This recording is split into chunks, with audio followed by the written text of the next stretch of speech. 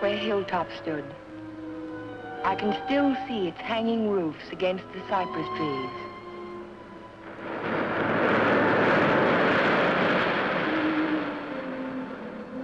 But Hilltop is no more. There is only a scar of jutting rock where once its windows glittered in the California sun. My Aunt Amelia's house still stands next door. I was a welcome guest within its walls, but to me it will always be a house of fear. I was afraid that Sunday morning in September. I was afraid before the doorbell rang.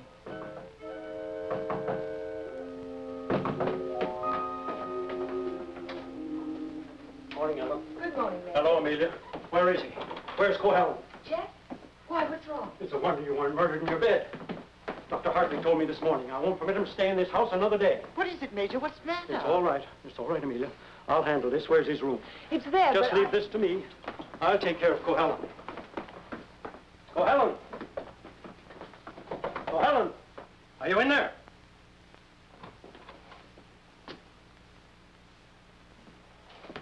He's gone. He can't be. He said last night...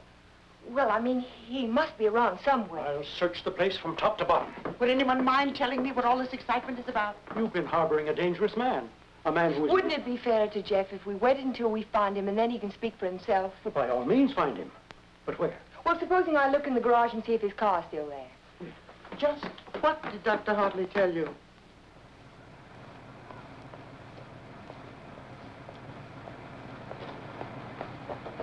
Jeff?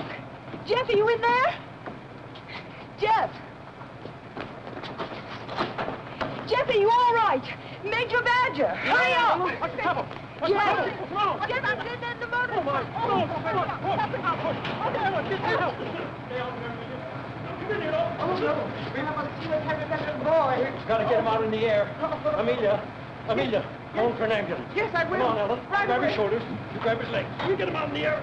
Come on. Jeff, if only I had listened to the doctor. If you had only listened to him on the train.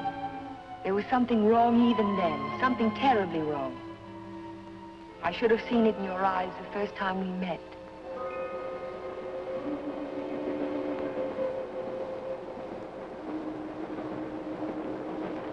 Well, hello, Jeff. Oh, hello, Doc. Patient in Los Angeles, or were you just doing the town? Oh, medical dinner at the Biltmore last night. What have you been up to? I spent a couple of days at the General Hospital. Those dizzy spells again? Nothing serious, I hope. When I need a doctor, I'll come to see you. I was getting some technical stuff for the Veterans Hospital I'm working on. Didn't I hear somewhere that Ben Shepherd donated the land for it? That's right. Join me in a cup of coffee? No, thanks. I've just had breakfast. I'll see you later then. Oh, Jeff, Yes? I don't like those recurring periods of depression of yours. Why don't you come in and let me give you a checkup? One of these days.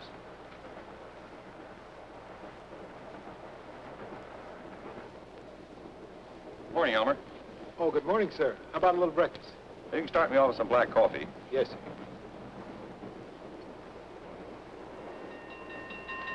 May I?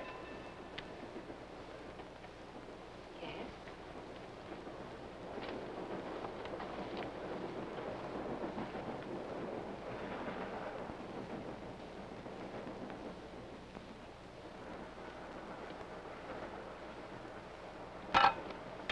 Oh, sorry.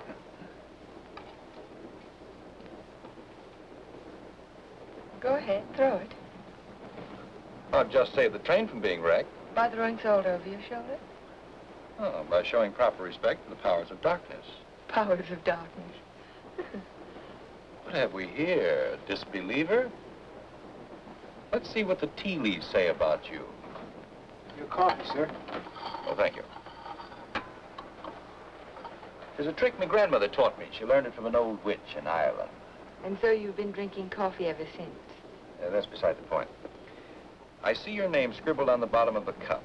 It starts with an L, doesn't it? It does not. Ah, but it does. The tea leaves never lie.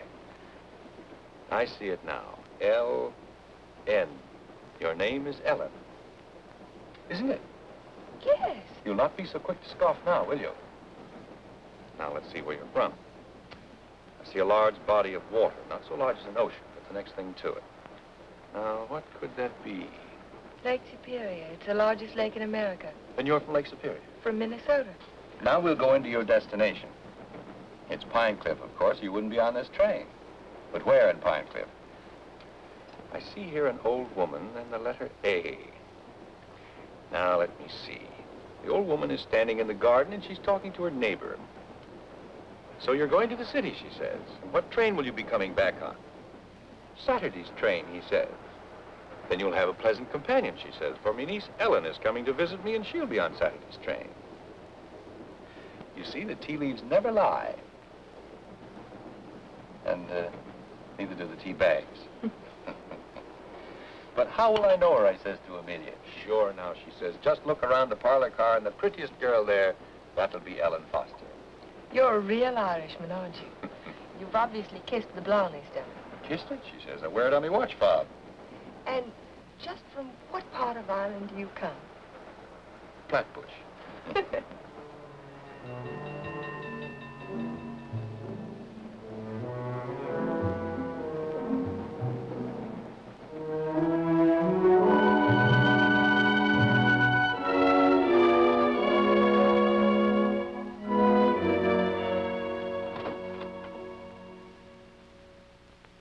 Good morning, Sue. Good morning, Mr. Cohallen. Mr. Shepard here yet? Well, he's in his office. Thank you. I think this would be an ideal site for the beach club, don't you, Keith? Yeah, it certainly would, Ben. Busy, Ben? Oh, come right in, Jeff. Well, we bring the road in here and divide this section into 2-acre lots. And hold out this area for the golf course. Hi. How are you, Ben? Hello, Jeff. How was the trip? Fine, thank you. I bought you a little present while I was in Los Angeles. Found it in an antique shop. Hi, Jeff. Paris. It's a map of an old Spanish land grant. Say, that is an antique. Here's the Ibarra territory. My grandmother's grandfather, he lived right there. That was before California was a state, wasn't it, Ben? It certainly was. I keep forgetting how long your family's lived here. Only since 1820. Really? Come in. Pardon me, Mr. Shepard. What is it, Mac? Well, Sue told me you were in here. Did you take any blueprints with you when you went down to the city? No, why? Why, the rear elevations are missing. They can't be. I put them in a file Thursday. Well, they're not there now. Well, there must be. Come on, I'll help you look for them. See you later, Ben. Thanks for the map, Jeff. Glad you like it. Jeff seems to be getting awfully absent-minded lately, doesn't he? Well, the boy works too hard. Maybe so, but... Say, that's quite a map, isn't it? Oh, it's a beauty. Look, here's our beach. That's the old Spanish name for it, Costa del Rey, the Coast of Kings.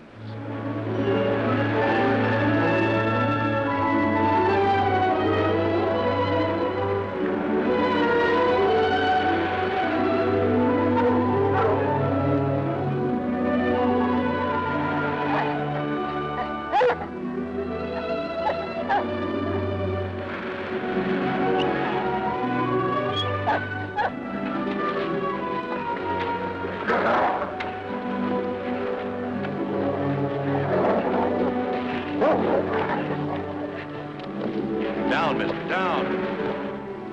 Don't be afraid of him. He won't hurt you. Well, I hope he didn't tear your coat. oh, no, it's all right. I don't know what got into him. He never barks at people. He seemed to think I was an intruder. Oh, yes. Of course, that must be it. Is this a private beach? Oh, no. It's just that there was someone who used to sun here beside this rock. Well, I'll forgive him this time. I must say you own a very particular dog. I don't own him exactly. They own me. Shamrock and Mr. O'Grady. Mr. O'Grady? Isn't that an odd name for a German Shepherd? Well, it's Herr von Gradenstein on his papers. I translated. Well, I guess I ought to go home. I'll walk along with you.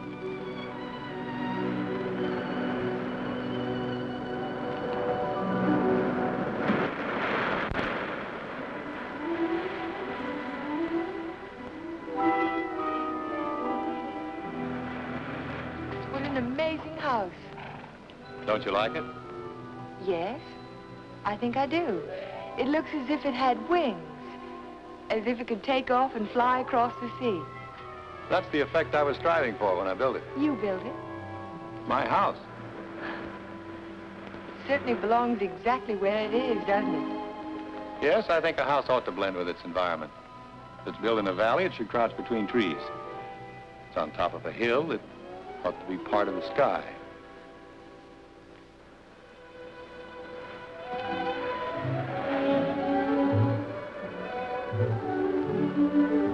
As soon as I put Shamrock up, I'll walk the rest of the way with you. It's nice of you to insist.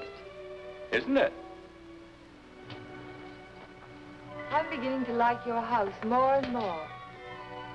You can't take it all in at the first glance, can you? No, it's like some people that way, I guess. You have to know them a while. Like you, for instance? Yes, I suppose that's true of me, too. We don't have houses like that in Minnesota. Do you mind if I take a closer look at it?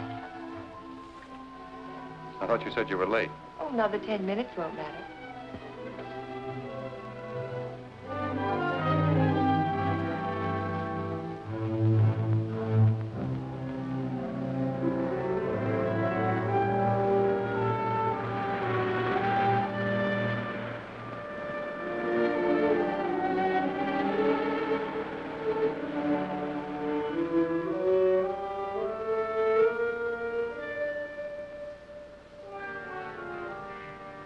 May I go in?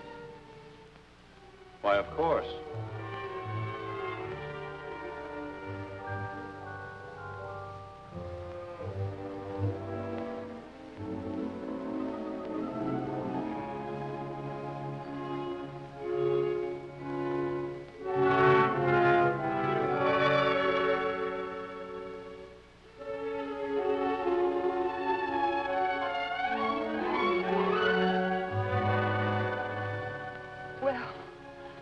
I just don't know what to say.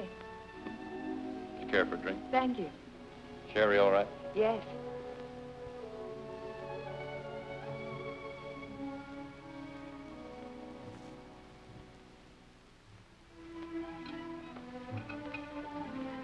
What an unusual picture.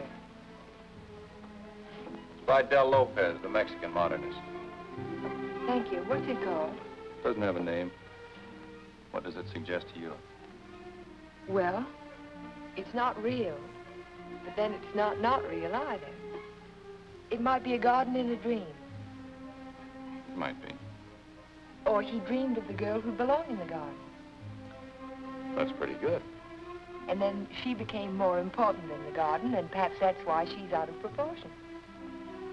Perhaps she did. Perhaps that's why a woman gets out of proportion to a man. I really don't know anything about modern art. There isn't anything to know about it. It's like music. Its form doesn't have to copy nature to please the senses. Or does it? We were talking about art. I was talking about figures. Are you interested in figures? I have a Sivigliano. You have a what? Sivigliano, an Italian sculptor. I bought one of his porcelains with my first fee. Would you like to see it? Yes, I would. Where is it? Over by the window. Come on, I'll show it to you. This is my good luck charm. It's called Hotai, the Chinese goddess of chance.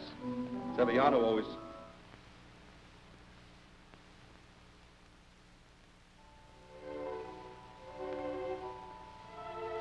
Oh, Jeff, I'm terribly sorry.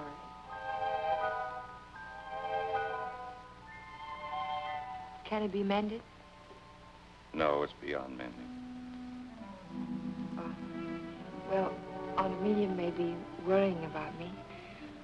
I suppose I should go home. Yes, I suppose you should.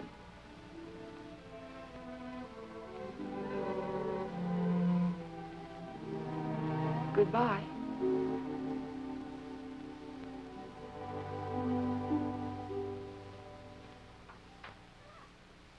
Good afternoon, Luella. Hello, Miss Foster.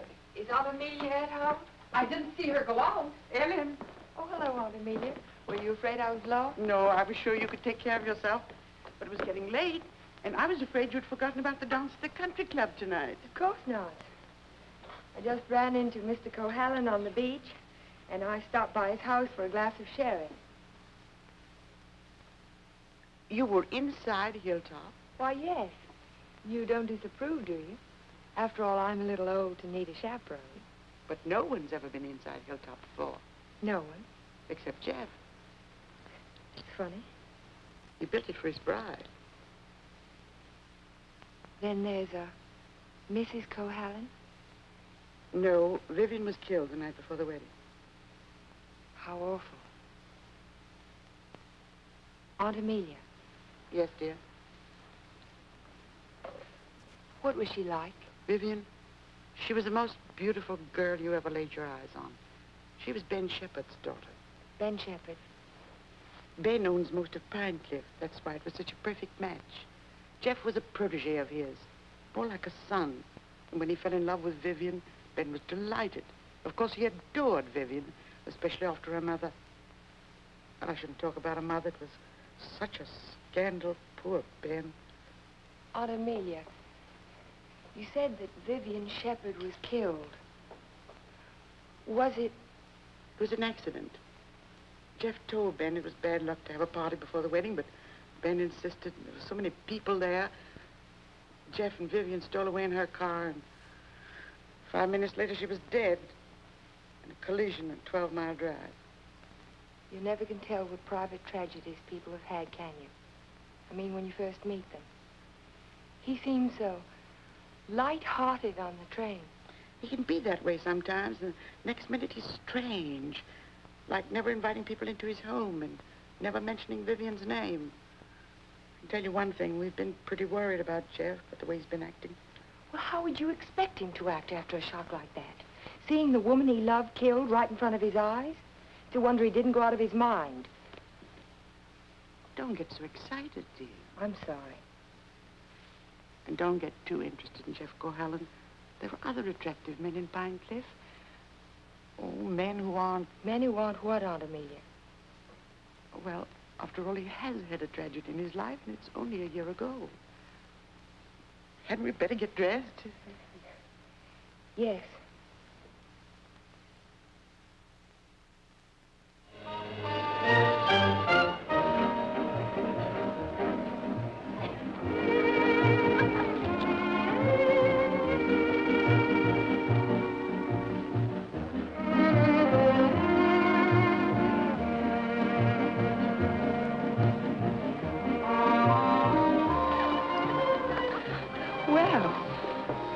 Taking a look at a great big California moor, huh? I can see it through the window. Yes, what I had in mind was a personally escorted tour. Think of my reputation, Mr. Ferris. But I am thinking of it. A new girl in town seen walking with me in the moonlight, why the stag line will give you a rush. I never encourage stag lines. There's no future in them. Well, in that case, we'll sneak out quietly, huh? No, thank you. Thank you, but no. Cold climate, Minnesota. Yes, isn't it? Let's go down to the bar and talk it over. All right. I see you know our local hero. We've met. Charming fellow. Yes, he is. I suppose you'll fall madly in love with him. Everybody else does. Except you, Mr. Ferris. Oh, I think he's just ducky. Did you children enjoy your dance? It was just ducking. Keith, you must sit down and have a drink with us. I thank you. I'd like to. Hello, Amelia. Hello, hello. Welcome home, Dodo. Thank you. Good evening, Major. This is my niece, Ellen Foster. This is Miss Ferris, dear. How do you do? How do you do? And Dr. Hartley. Why, yes, we met on the train. My name is Ferris, too. You, I know. A waltz, Major. Now, you two stay right here and don't you move till we get back.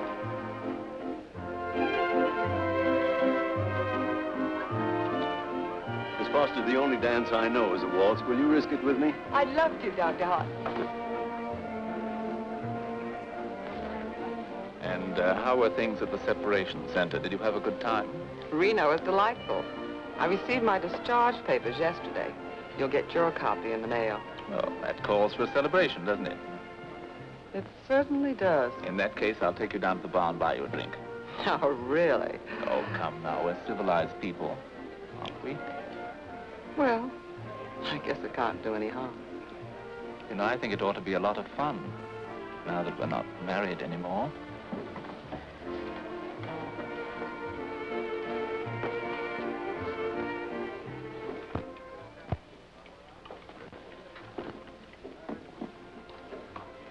What do you think your chances are? Ben, I built more hospitals in the South Pacific in 1 year than the average architect will see in a lifetime. The only competition I'm worried about is Talbot and Talbot. Huh? Not that I can't compete with them professionally, but they seem to know how to play the political side of it. Well, that won't count here. I hope not. Anyhow, I'm indebted to you for a crack at it. I merely suggested that they invite a local architect to submit plans. Jeff, you're looking pretty seedy. Sure you haven't been working too hard? Well, it's been a pretty hectic week, Ben, but we finished up tonight. Plans are all wrapped and ready for mailing in the morning. Hello, Ben, you old darling. Hello, Dodo. Hello, Jeff. There's an admirer of yours looking for you upstairs. Who's that? A girl by the name of Foster. You seem to have made quite a score. Aren't you speaking to me, Jeff?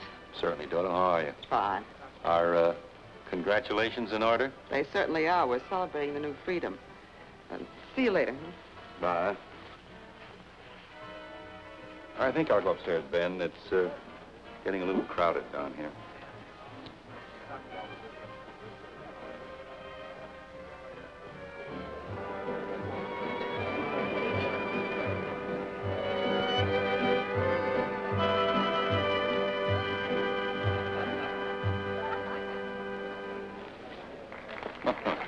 Too long? I'm completely exhausted.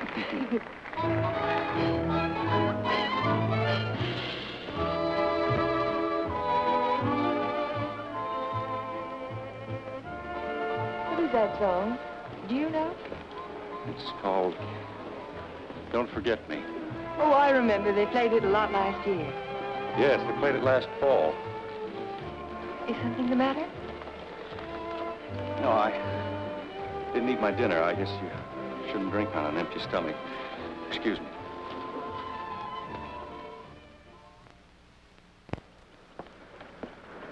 Here, Butch. Such a little animal, and yet he's got an appetite as big as mine. Well, Jeff doesn't answer. Oh, maybe he left early. But he looked so worried last night. Well, supposing he's ill and there's no one to take care of him.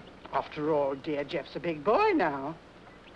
Oh, how nice. We're invited to Ben's Fiesta next week. He gives one every year. I think I'll walk over and make sure he's all right. Who, Ben? Oh, you mean Jeff?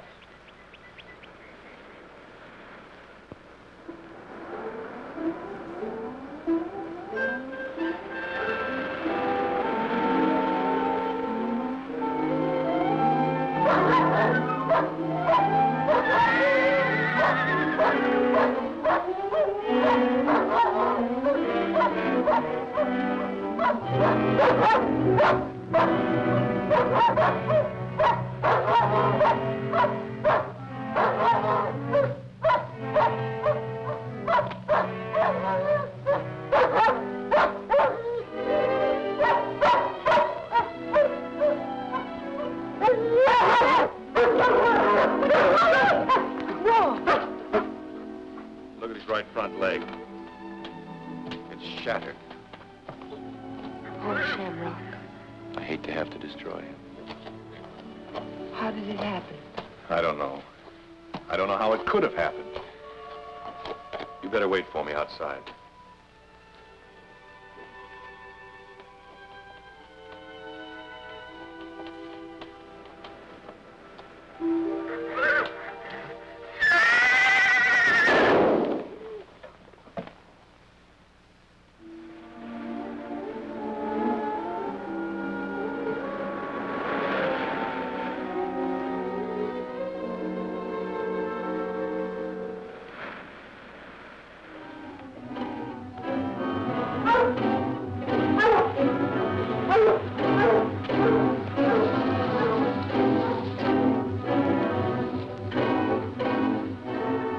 Did you see which way he went? Who?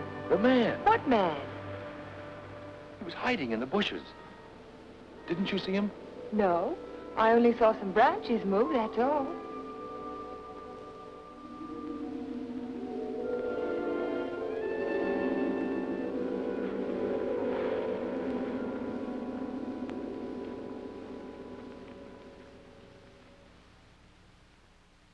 I've never seen lovelier roses. What are they called? Matador, I believe. They grow on the bush out on the terrace. Matador? Of course, after the color of the bullfighter's cape. Or the bull's blood. Jeff, I'm so sorry about Shamrock.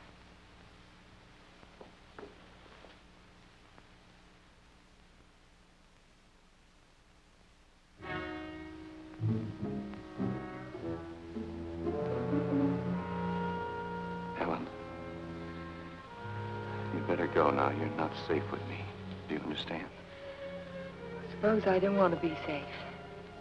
Please go now. I'll call you later. All right, Jeff.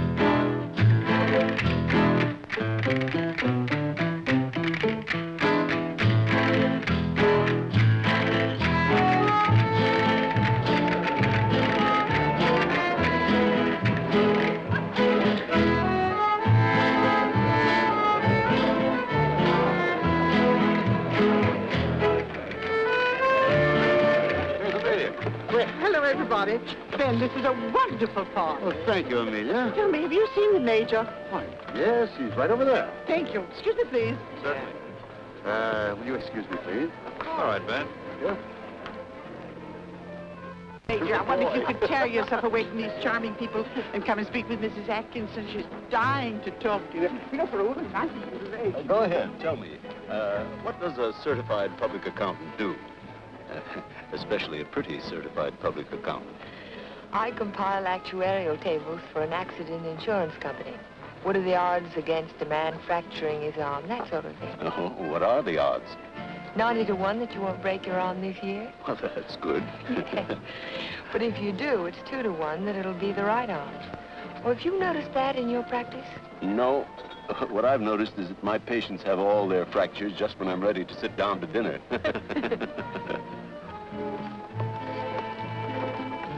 Hey, you. Come here a minute. I want to talk to you. Si, senor. Didn't I see you around my place last week? Me? Me, no, senor. I'm sure I saw you hanging around my stable. Me? No, senor. Some other fellow, but not me. Just a minute. All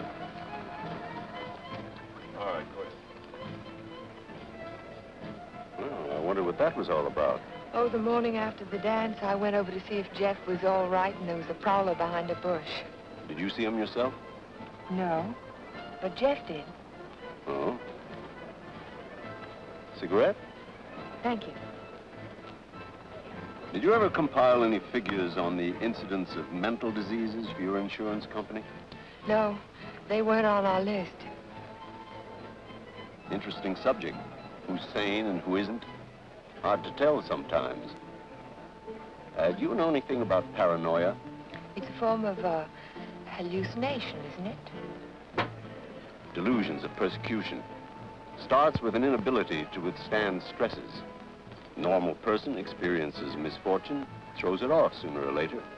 But if a person is psychotic to begin with, he may start to imagine things. He might even begin to imagine there's a conspiracy against him. That's when he gets dangerous. Do you have a specific case in mind, Doctor, a person that you're treating?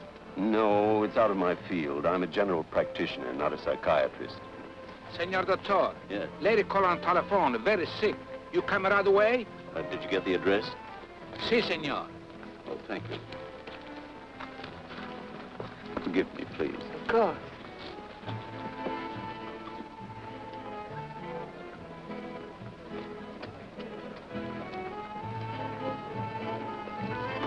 Are you sure, Jeff? Ben, I'm positive it was the same man.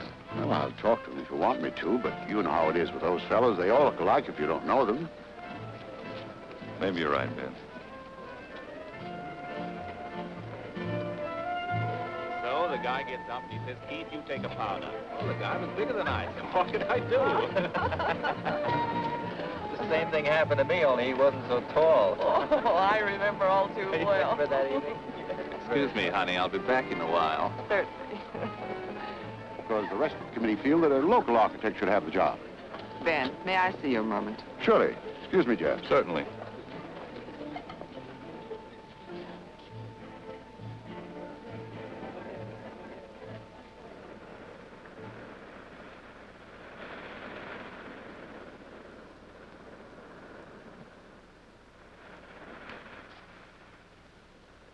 Well, if it isn't Miss Icicle from Minnesota.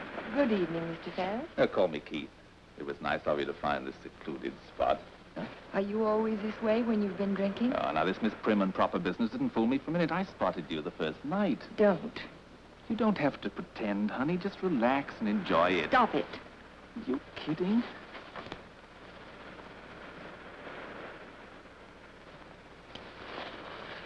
Jeff. Hello, Galahad. Been playing Peeping Tom? Get out. Don't be ridiculous. As I was Would you saying, mind honey, leaving us alone? Jeff, please I'd like don't. to have a few words with him. Privately. If I ever catch you around Ellen again, I'll run you on a pine cliff. Galahad, you frighten me. I'm warning you, I mean it. Keep away from her. I know too much about you. So what? You'll never open your mouth. That's the beauty of it. It's your story, and you're stuck with it. I don't have to open my mouth. I can close yours. What are you two boys arguing about? What does anybody ever argue about? Politics. Oh, politics. Keith, will you do me a favor? Dr. Hartley had to leave on an emergency call. Will you see that Dodo gets home? She has a little headache. Well, I'd be glad to. Ben, don't you think maybe I'd better? Look, I pay her alimony. I'll take her home.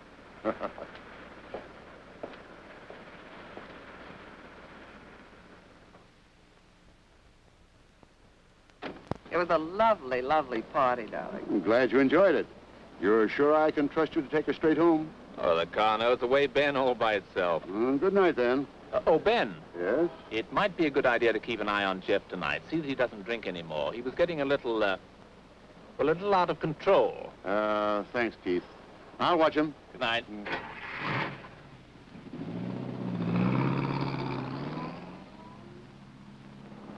Still cutting the lad's throat, I see. An inch at a time. Every little bit helps. Helps what? Or is it just pure meanness on your part? Don't be stupid. Ben hasn't any heirs, has he? All that money and not even a second cousin. Suppose he should take a notion to leave it all to Cahalan. Where would I be? Out in my ear the day after the will was filed. Well, you don't think he's going to leave it to you, do you? No. No, I'm voting for charity, with Keith Ferris as administrator of the estate. What would you think of a Vivian Shepherd Foundation for something or other? That turns even my stomach. Oh, I'm very well, thank you. You were in the cavalry, weren't you, Major? Well, I'd like to ask you a question. Can a horse break its leg in its own stall?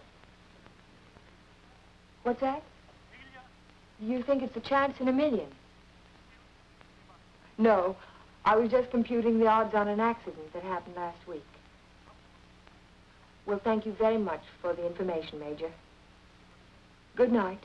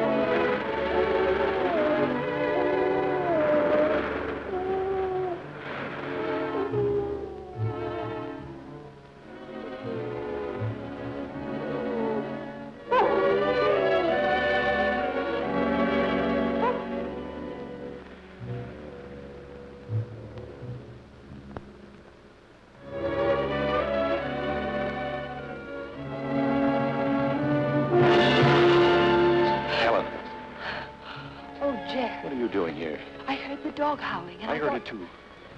Could you tell where it came from? No.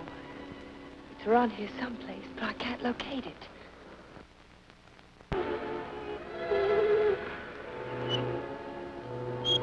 Jeff, listen.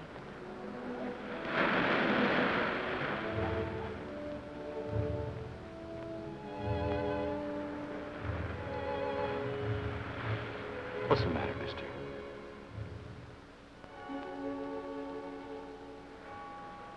He's gone. Oh, Jeff.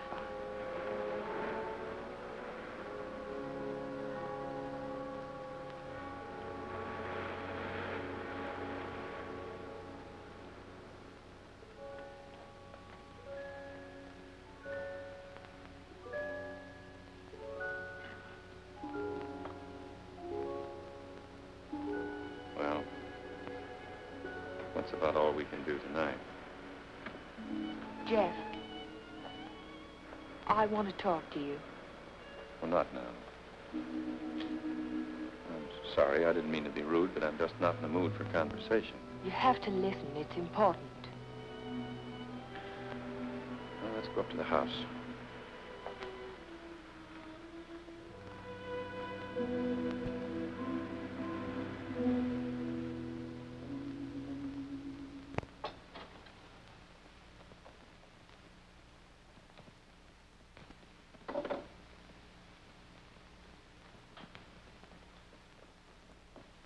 All right, let's have it. I talked to Major Badger tonight. He can't understand how Shamrock could break his leg in his own stall. Well, he hasn't anything on me. I can't understand it either. Unless it's bad luck. Don't call it luck, Jeff. What would you call it? I'm not sure. A few days ago, this rose was on your matador bush. It was alive and beautiful. Now it's dead. Was that bad luck, or was it cause and effect? You picked it, so it died. I didn't pick it. The whole bush died overnight for no reason. There must be a reason. There's always a reason for everything. Is there? Maybe you can give me a reason for this. Take a good look at it. It looks different. Is it the way the light hits it? It isn't the light, it's the colors. Look at it again. Oh, I see what you mean. They faded, haven't they? All the life's gone out of it. Your rose bush dies. Your painting fades. But have you ever had a common, ordinary fall, Jeff? What do you mean? 65% of all accidents are falls. Falls down a flight of steps, falls out of a tree, falls off a ladder, or in a bathtub. But nothing of that sort ever happens to you. It's too ordinary. Your kind of accident has to be unique. What are you driving at? Your bad luck, Jeff. It's a little too bad to be true. Your porcelain figure fell off the table while nobody was in the house. Shamrock broke his leg while he was in his own stall. Now your picture fades. It's too bizarre, Jeff. The impossible can happen, but not over and over again. Are you trying to tell me they didn't happen? No, they happened all right, but it wasn't luck. Can't you see the pattern that runs through all your accidents? Shamrock, Mr. O'Grady, your picture, your statue, your rose bush, and the collision on the highway last year. That's when it all began. 6 accidents, and every one of them killed something you loved. Do you know what the mathematical odds are against a run like that? 1 billion to 1. Are you telling me they weren't accidents at all? No, I'm only trying to tell you that lightning can strike twice in the same place, Jeff, but not 6 times. You mean you think that all of these things have been planned by someone? Someone who hates you, who's trying to destroy you. Who could it be, Jeff? I don't know. We'll find out. We'll go back to the beginning, the night that Vivian was killed. We'll talk to the policeman who reported the accident. We'll find the garage they took the car to. We'll ask 1,000 questions about the accident and about Vivian. Ellen. We'll start tomorrow morning. We'll look for witnesses. Ellen, wait a minute. Perhaps the ambulance driver will remember something. I'll find him and I'll talk to him. You won't talk to anyone. Well, why? Why won't I? Because I don't want you to. But, Jeff... Listen to me. I don't want you asking questions. I don't want you investigating anything. This is my affair. I'll handle it my own way. I was only trying to help you. Well, now you've let me know where I stand. You don't want any help from me. All right, then, do it your own way. Helen, listen to me. Just don't let any black cats cross your path. And if you see a horseshoe, pick it up and spit on it and throw it over your shoulder. That ought to take care of everything. Helen!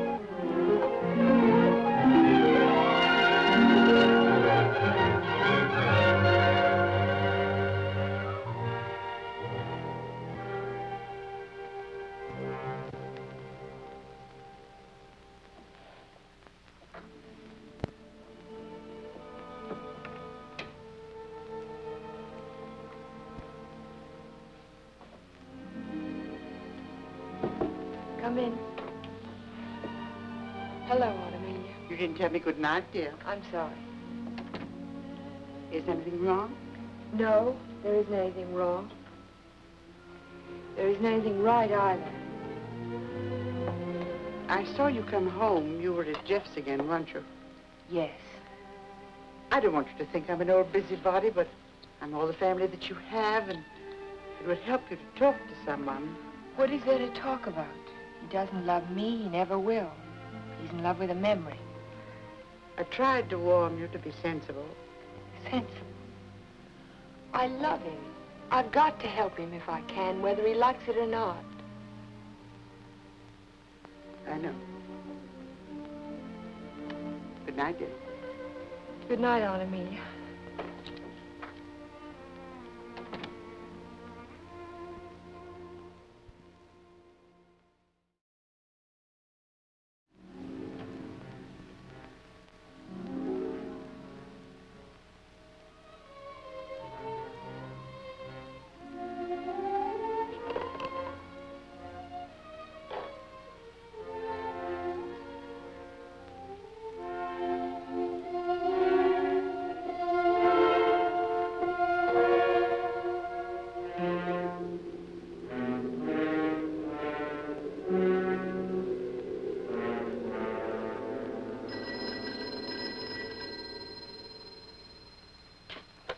Hello? Hello, Jack. Oh, yes, Ellen. I've taken your painting to an art shop. You did what? I found out some very important information. If you come over tonight, I'll tell it to you. No, I can't tell you now. Look, I thought you understood I was going to handle this in my own way. Don't argue, Jeff. Just come on over. Goodbye. Well, what do you think? It's hard to understand why it's faded. The artist didn't use pen colors. He didn't even use tempera. There must be a reason. I would say this was painted with London watercolor. That's the best you can get. Nothing fades them except continuous exposure to strong sunlight for at least a month. That's impossible.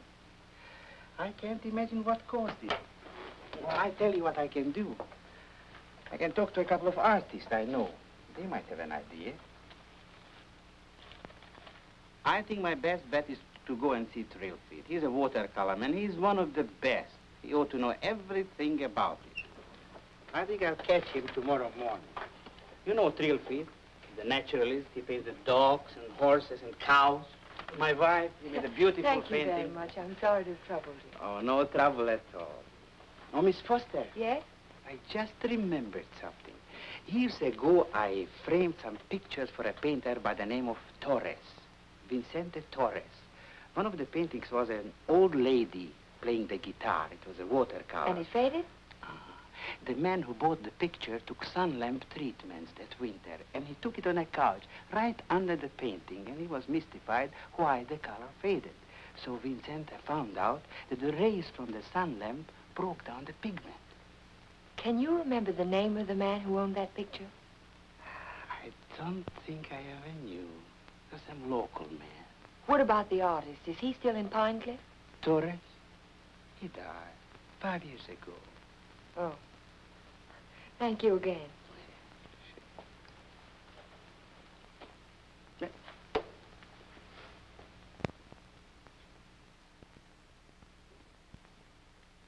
Very strange. Have you told anybody else about this? Of course not. But someone in Pine Cliff knows that you can fade the colors out of a painting by turning a sun lamp on it. If we can find out who owns that picture, Jeff, the portrait of the old woman with the guitar... What would it prove? If somebody wants to destroy a painting, There must be 100 easier ways of doing it. That's not all. Read this.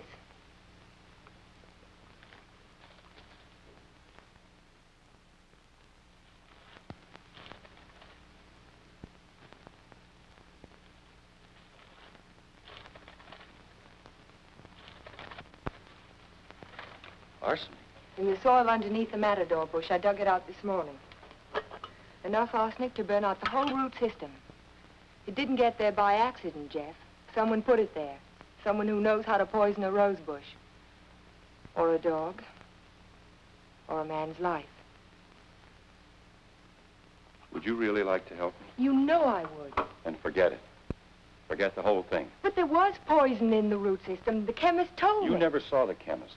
You never heard of a portrait of an old woman with a guitar. Do you understand? No. No, I don't understand. Jeff! Jeff! Your house. Look out the window. I saw it from upstairs. What? It's burning.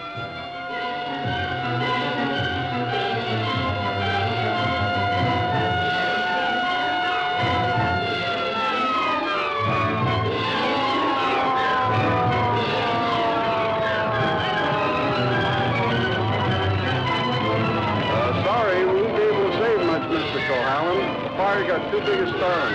Everybody stand back. Out of the way, please.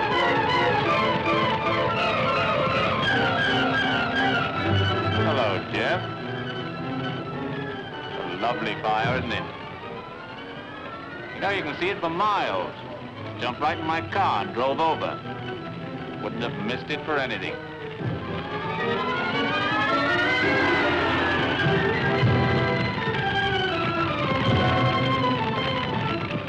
So sorry, Jeff. Such a beautiful house. I'm glad it's gone.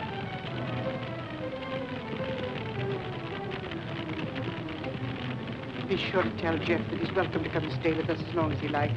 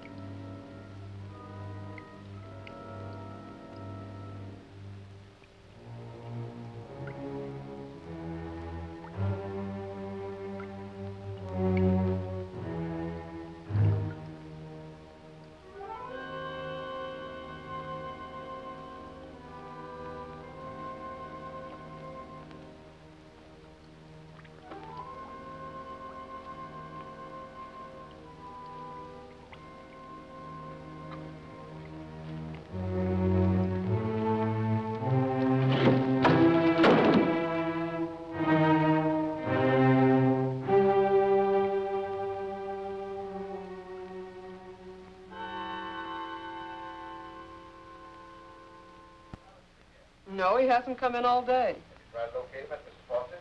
Yes, I did, but he left the house early this morning.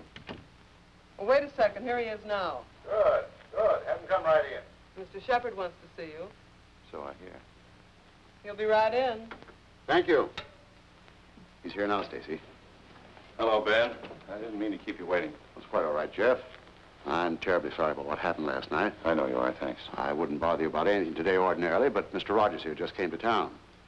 Stacy Rogers, chairman of the hospital committee. Oh, of course. How are you, sir? Glad to know you. This is the Jeff Cohallen I recommended to you. Yes, we examined your plans last night, Mr. Cohallen. Good, clean, modern lines. Thank you. I'm sorry we couldn't give you the job. You couldn't, what? I was just about to tell you, Ben. We decided on Talbot and Talbot. You did? Well, this is a surprise, Stacy. Which was it, Mr. Rogers? Politics or stupidity? I beg your pardon. If they'd given it to Magruder or Chesney and Pike, I wouldn't have said a word because I know the boys would have gotten a good, modern hospital.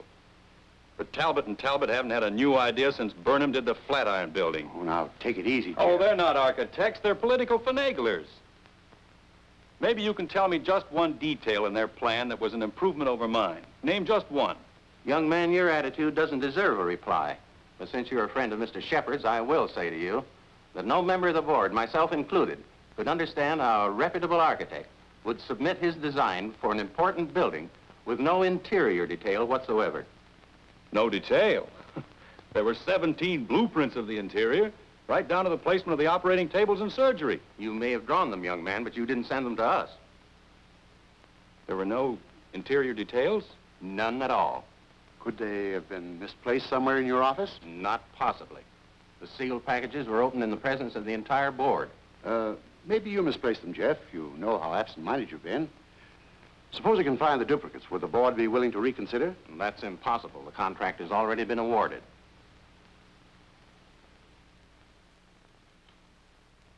Well, this is quite a shock, Stacy. I felt sure that Cohallen would get this job. Oh, I'm sorry, Ben, but you understand my position. Jeff, you weren't going home without me, were you? Without you? You told me to drop in at 5:30 and you'd drive me home. Do you remember? I'm not going home now. Oh, is anything wrong? Everything's wrong. Come on, let's get out of here.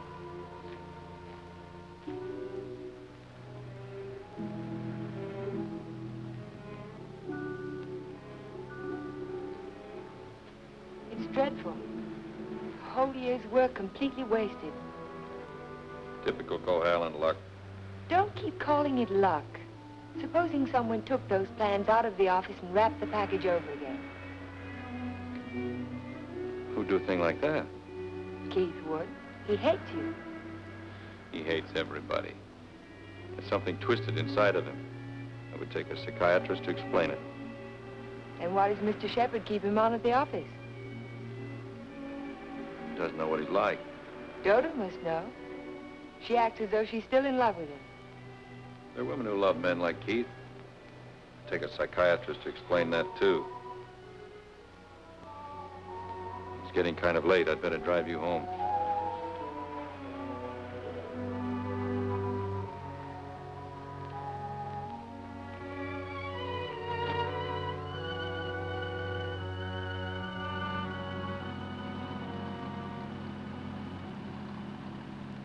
Isn't this near where... What'd you say? Nothing.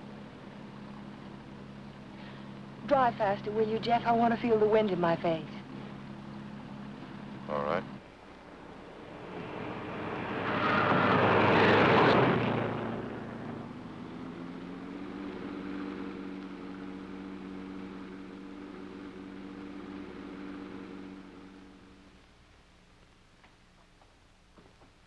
Here you are, Miss Foster. 296 Hall Street, Fall River, Massachusetts. Thank you very much, Sergeant. Just one thing more. The accident happened on 12 Mile Drive, didn't it? That's right. Just 3 miles from Pine Cliff. Thank you very much. Traffic Department. Miss Foster. Who? Just a minute, please. Oh, Miss Foster, it's for you. For me? Hello? Miss Foster? This is Dr. Hartley. Oh, hello, Doctor. How on earth did you know I was here? My office is just across the street. I saw you go into the police station as I parked my car. Are you in trouble, Miss Foster? In trouble? Why, no. I mean, not exactly. I think you better drop into my office. Can you come over right away? Well, I have a long-distance phone call to make first. Well, just as soon as you complete your call. Yes. I think I could come by in about 20 minutes. Thank you.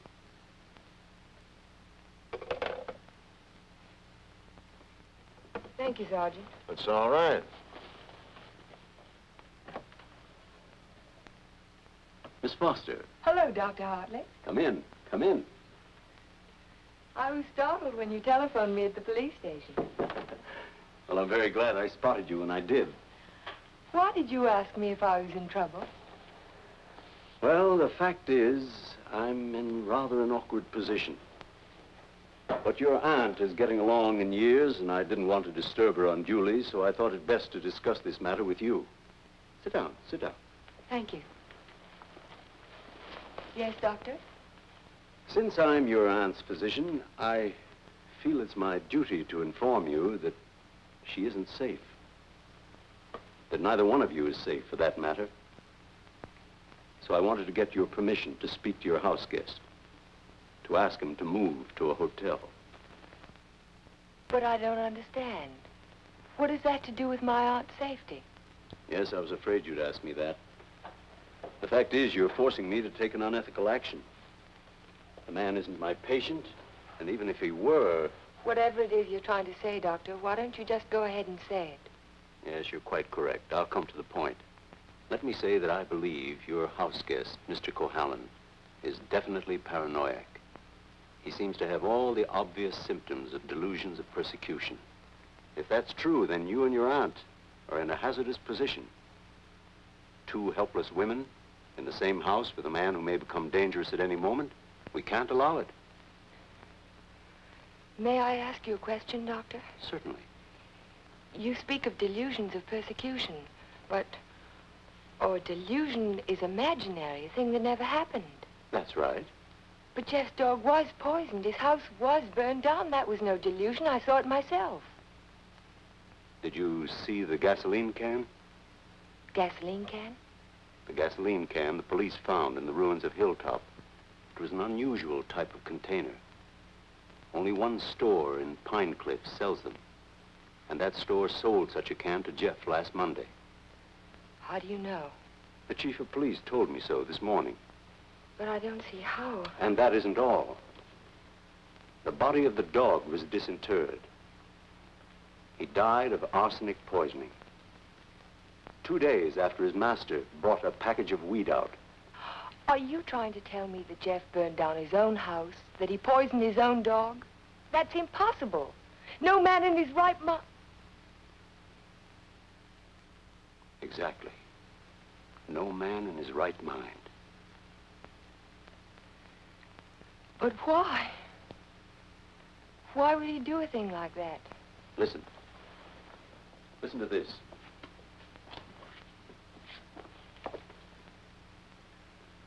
Once the feeling of guilt is firmly established in the subconscious, the patient may do injury to himself as a form of penance or self-imposed retribution.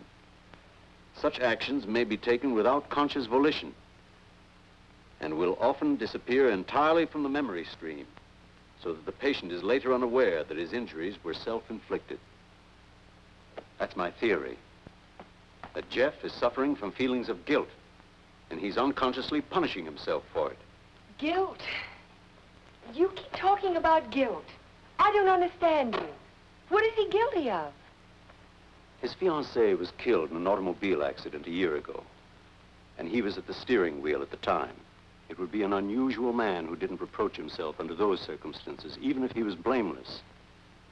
And if he thought he was responsible for the death of the woman he loved, if the thought began to prey on his mind, it's rather an obvious theory, isn't it? Yes. Then I have your permission to speak to him. I'll be as tactful as possible. No, not yet. Not until Friday. Friday? I've got to have time to think about it. I'll be very careful, but promise me you won't speak to him yet. Well, I can't force my opinions on you, Miss Foster, but I must emphasize as strongly as I can that delay can be dangerous. Extremely dangerous. I'll be very, very careful, Dr. Hartley. I hope you will, Miss Foster. Thank you.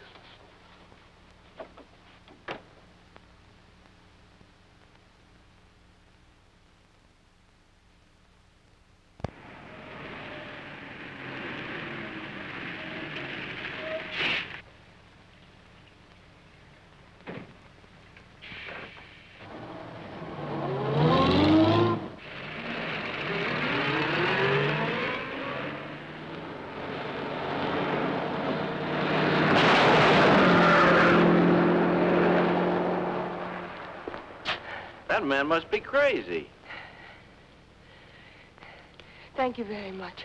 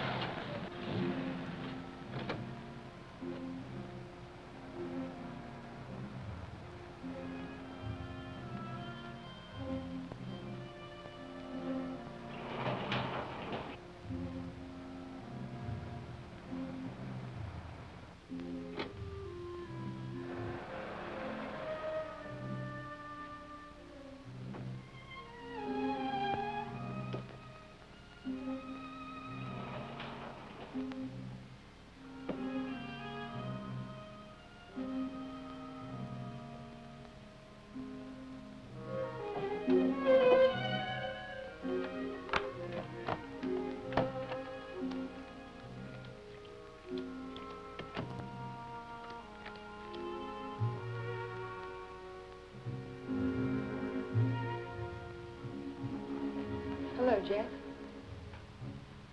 Hello.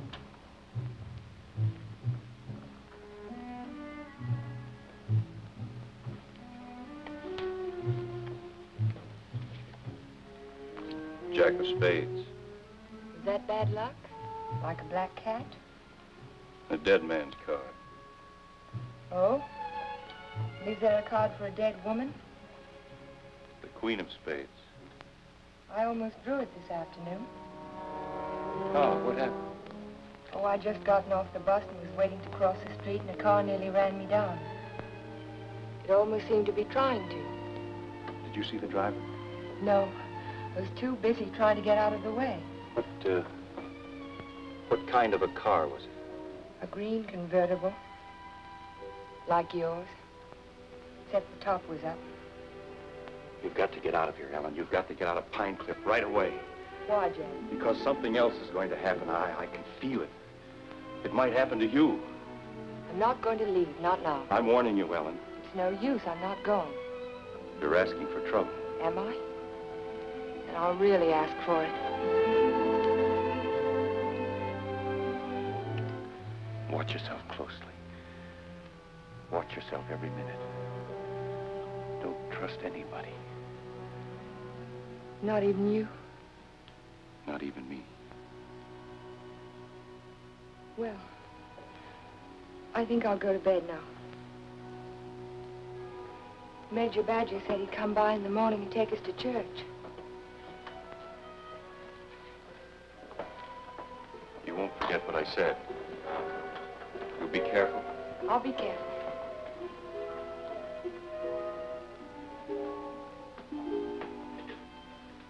Jeff. Yes? How long have you known Dr. Hartley? For years, ever since I came to Pine Cliff. Has there ever been any bad feeling between you? No, why should there be? Well, he thinks that the shock of Vivian's death might have affected your mind. He thinks that you might be paranoid. But you don't think so, do you? No. I don't think so. Good. Good night, Jeff. Good night, Ellen.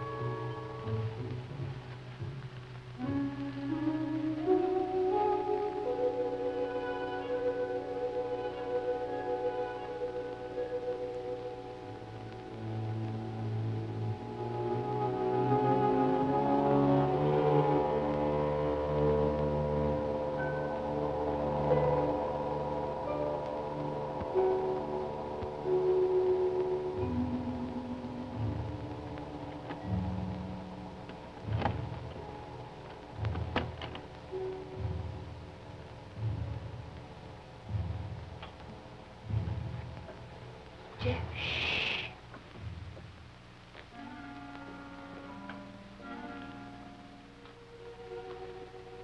I had to see you again. I wanted you to have this. Don't be afraid to use it if you have to. I want you to wait for me tomorrow morning. Tomorrow morning? You mustn't leave the house. You mustn't leave the house without me. Promise you won't. All right, Jeff. I promise. You won't forget when Major Badger arrives? No, I won't forget. Good girl. Good night.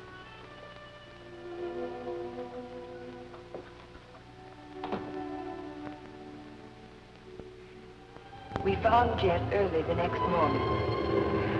I can still smell the fumes of the gasoline as we pulled his body from the car. But somehow it didn't quite ring true. I couldn't believe that Jeff would try to kill himself. No suicide note was found, but the local architect was discovered in the Foster garage with the door closed and his car motor running. He was immediately removed to City Hospital, where latest reports from Dr. Raymond Hartley advised that Cohalan is now definitely out of danger. On the national scene, Congress resumed its discussion of the Morse-Conlon bill today. Labor spokesmen have announced that they will request an amendment guaranteeing... I'd like some more coffee, nurse. With cream and sugar? How did you get by the no visitors sign? I walked right straight past it to ask you a question. Oh, you did? Well, suppose you walked right straight past it again, going the other way. Not till you've answered my question. Would you rather I rang for a nurse? Oh, you weren't that way on Saturday night when you needed me. I made you a promise then and I kept it. Now I think you owe me the answer to one question. Just one. Well, I won't ask you why you came to my room that night. I know the answer to that one. Oh, you do? Certainly.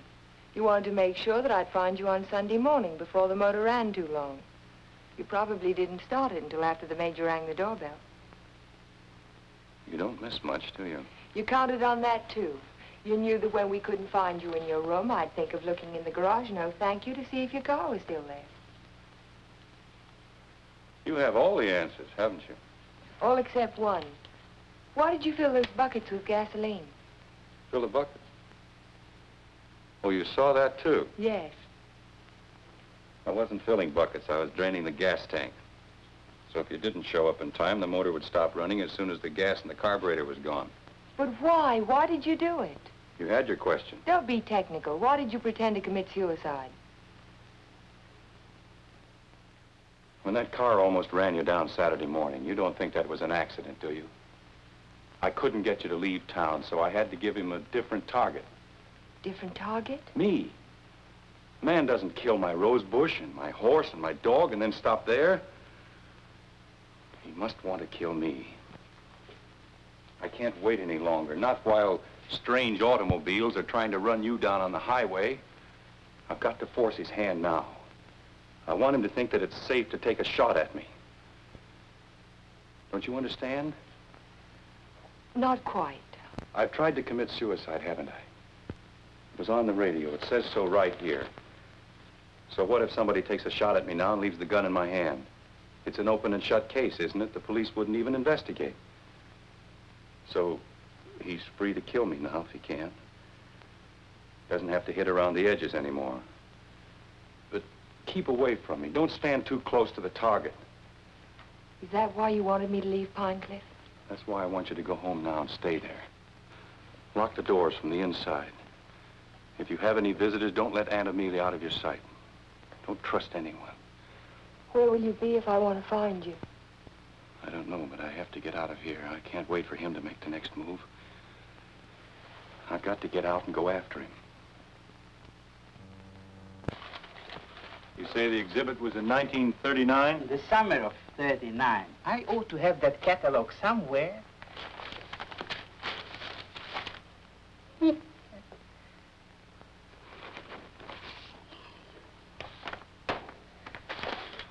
Here we are. And there's a list of all of the exhibitors in here? In the back of the book. Practically every artist who might have known Torre. Oh, yes. This is perfect. Exactly what I was looking for. Thank you. Good afternoon. Yes? Are you Mr. Strabini? Strabini? Yes, that's me. Did you ever know an artist by the name of Vincente Torres? Vincente Torres? Yes. No.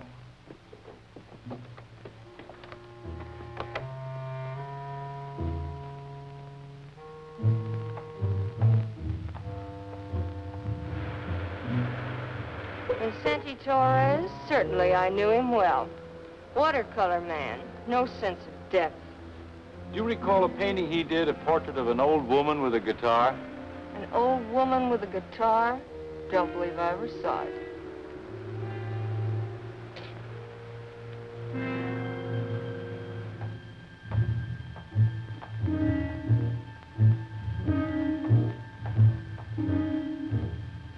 The old woman with the guitar? Yes, I remember when Torres painted it. It was during his Renoir period. Do you remember who he sold it to? Didn't know he ever found a sucker. It was a piece of tripe. Well, thank you. Not at all.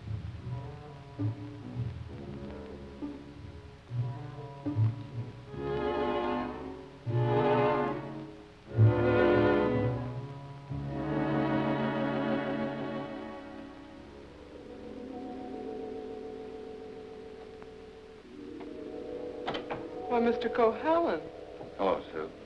you had a few phone calls. Anything important? I don't think so. A man named Carter called. Said he was a friend of an artist that you knew. The name sounded like Boris. Was it Torres? Could be. Did he leave a number? No. He said he'd call back around 6. What's after that now? When Mr. Shepard's anxious to see you. He's still in the office. Okay. Shepard Estates. Oh, yes, just a minute. Mr. Carter. Hello? Yes, that's the man, Vincente Torres. Do you remember a watercolor he painted, a portrait of an old woman with a guitar? You do? Do you remember who bought it? You're absolutely certain? Oh, thank you. Yeah.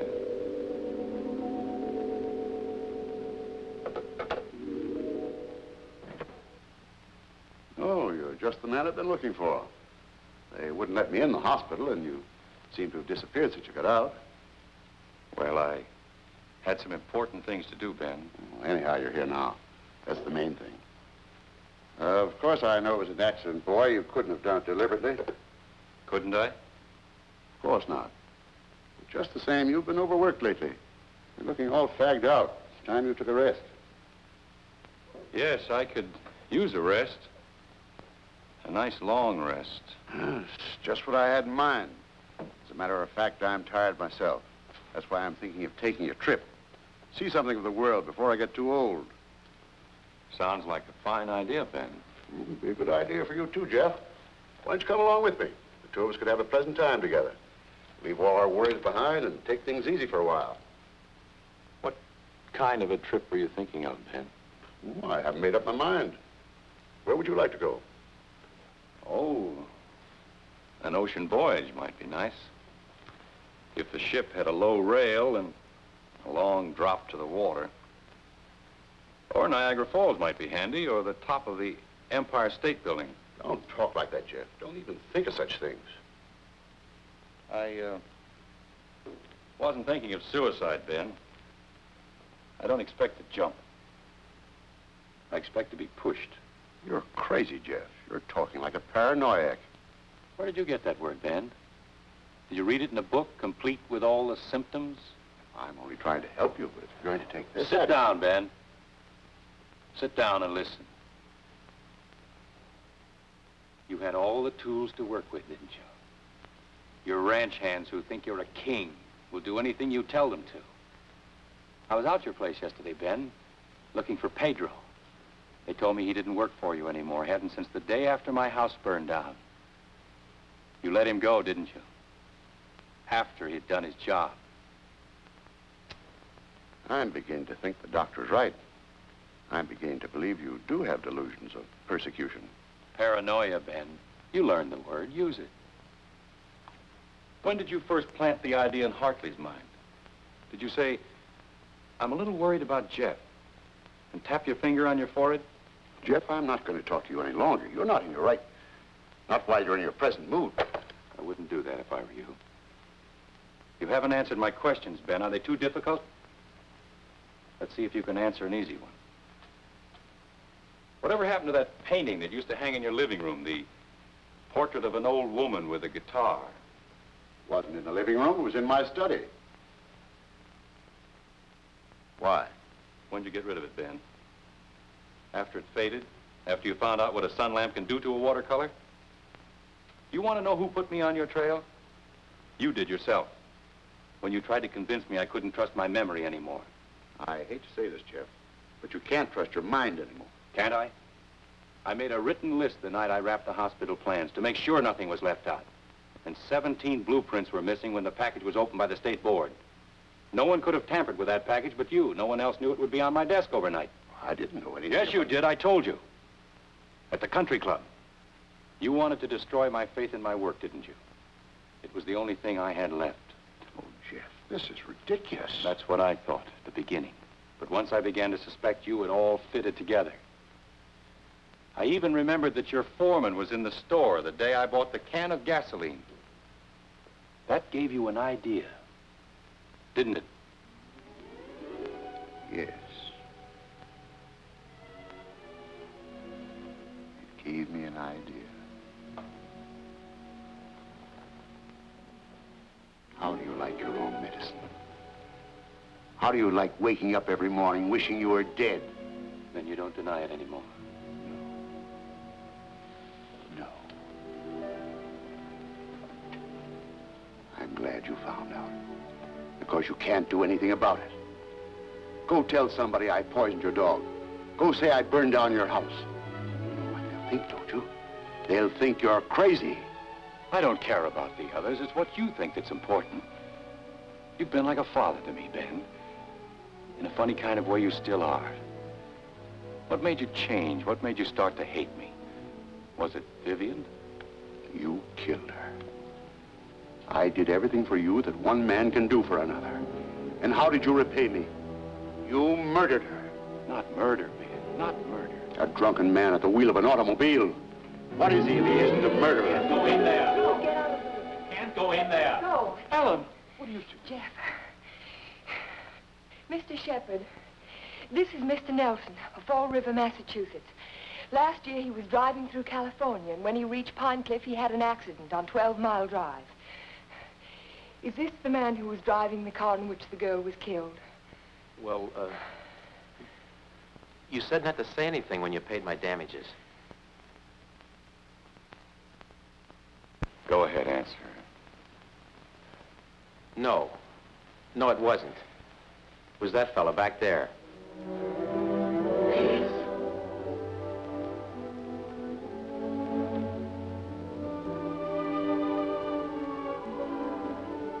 Thank you, Mr. Nelson. I tried to keep it from you, Ben. At the party you gave the night before Vivian and I were to be married, I don't know whether you remember or not, I said something to you about the room being a little stuffy. I wanted to go outside for some air. I was really looking for Vivian.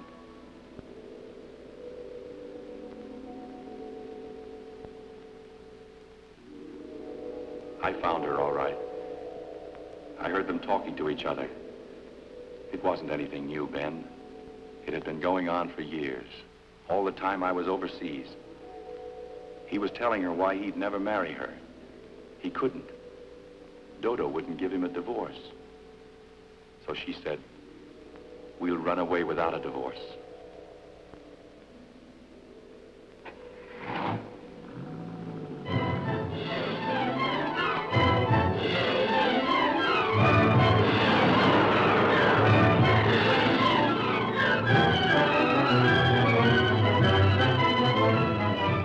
On the 12-mile drive.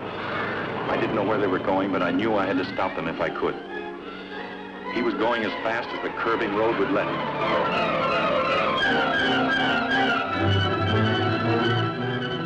I tried to catch him, but he was driving like a madman. We were coming to the fork where 12 Mile Drive meets the highway. I saw a car approaching on the main road. Ferris didn't see the other car. I knew what was coming, but there was nothing I could do to stop it.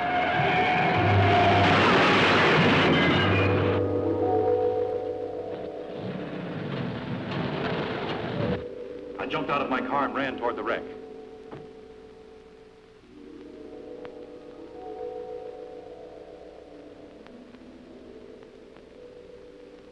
He said, do something for her. But there was nothing anyone could do for Vivian. There was only one thing left to do for anybody. I told him to take my car and get away from there.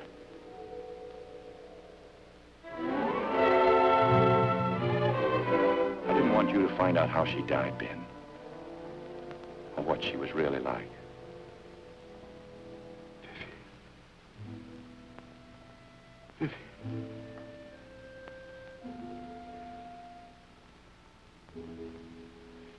I'm sorry you had to know, Ben. Even now.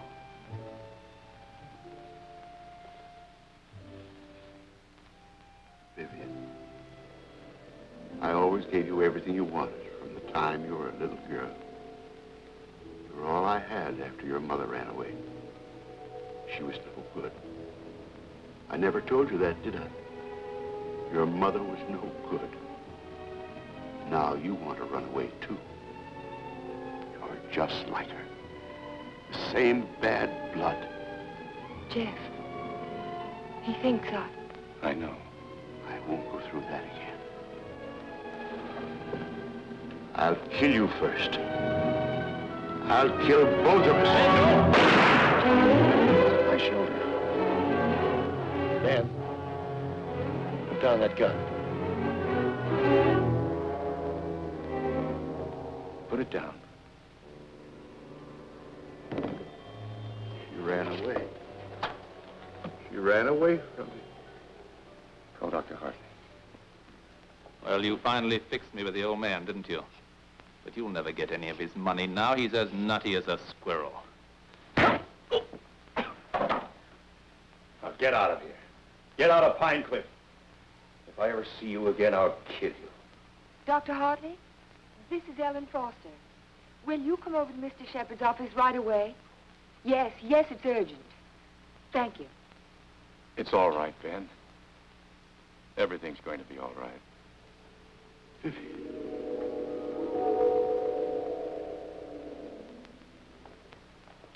Well, Doctor, will he live? He's healing beautifully. No infection, no complications, simple perforation of the deltoid. And all the time I thought it was my shoulder. You won't need that thing anymore. Good. Yeah. He'll be as good as new in a week. Tell me about Ben. Well, Amelia, Ben was the psychopath, of course, from the beginning. I ought to have suspected it, of course. Now he's had what the psychiatrists call a catharsis. He's brought his troubles out into the open. Ellen helped to bring them out when she phoned Fall River. He'll be all right now, in time. Well, I'm very happy to hear that. Well, I hate to drag myself away, but the ill and injured are waiting. I'll see you to your car, Doctor. Bye, Ellen. Jeff? Goodbye, Dr. So long, Doc. And now, young lady, suppose you come along with me.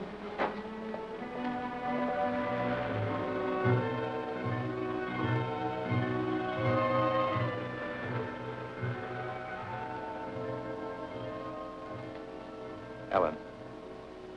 Yes, Jeff? There's something I've been wanting to ask you. Yes, Jeff? How in the world did you ever find that fellow from Fall River? Oh, I found him in the traffic accident records at the police station. What made you think of him? The way you drove your car on 12 Mile Drive the other night. You could never have driven so recklessly with me if you'd been at the wheel when Vivian was killed. Not on the same road in the same place at the same time of night. You're pretty smart, aren't you? No. Yes, you are. You're very smart. No, I'm not. Oh, yes, you are. No, because I thought that you loved her. I thought you loved her all the time. I never really loved anyone.